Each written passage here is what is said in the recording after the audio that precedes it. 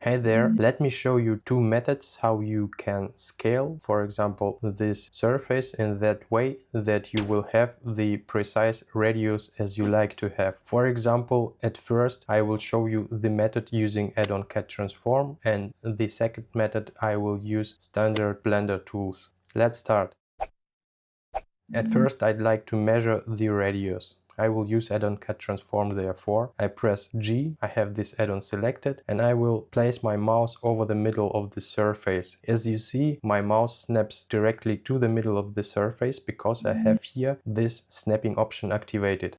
So now I need to press left mouse button and drag my mouse to one of the vertices. I have here 2.0716. I can write down this number. So now I will select this surface. I will press S button. Then I go to the middle of the surface, hold down Shift, press left mouse button. Then I drag my mouse to one of the vertices. Then I hit left mouse button and drag it. Now I need to press Alt to make everything proportional. And now I can start to dial this relation. I'd like to have my new radius about 1 meter. That's why I dial 1 divided by 2.0716. As you see, this relation. So now I press enter and let's measure our new radius. I press G, here the middle, the vertex, 1, perfect. Here also 1. So this was the first method.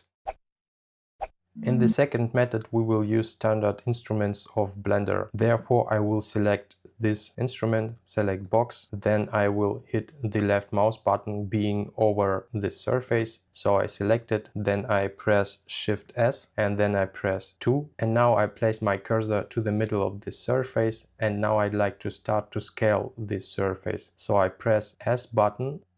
And now I'd like to restrict my scaling only to the X/Y axis. So I press Shift Z. Actually, I don't need to do this, but I do it. So now we have to enter our relation. So I press 1 divided by, and as you see, I cannot dial this sign of divided by, this slash thing. That's why I need to get in this mode where I can dial the signs. Therefore I hold down Shift and press 2 times plus button.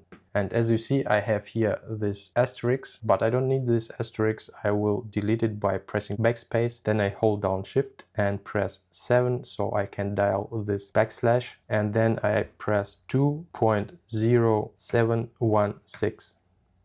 So, and let's measure what we have here. I select one more time add-on CAD Transform, I press G, and here we have also 1 meter. Perfect.